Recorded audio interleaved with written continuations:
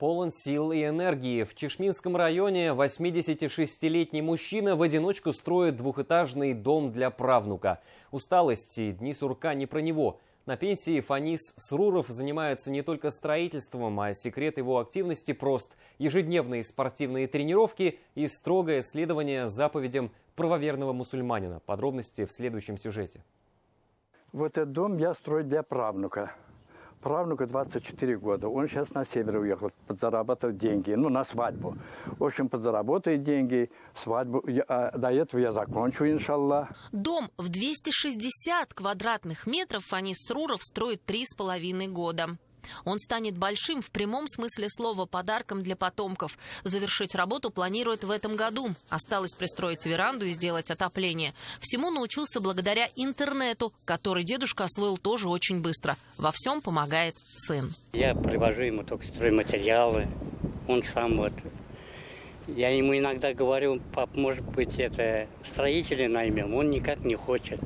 Не надо, говорит, я сам буду строить. Используем все лесоматериалы.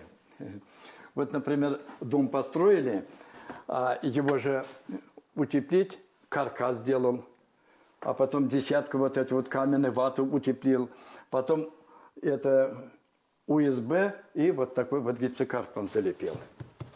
Фанис Сруров родом из Давлекановского района. На его детство выпала Великая Отечественная война. Отец погиб на фронте. Мама в одиночку воспитывала 3 детей. Но в 43-м по предложению местных властей все же отправила мальчика в детдом в Ашхабад, чтобы ребенок не голодал.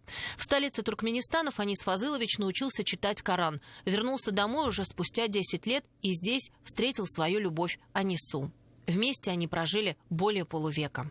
Сталин, он в 1953 году сюда приехал. Сразу полюбил одну девушку, она тоже меня полюбила. Я начал индийские песни пою, азербайджанские, туркменские. Она подумала, что я импортный. Вот я с ней прожил 60 лет в Балахае. 4 детей было, 2 умерли, в Средней Азии остались. Супруги не стало 10 лет назад. Теперь главная роль Фаниса Фазыловича – заботливого папы, дедушки и прадедушки.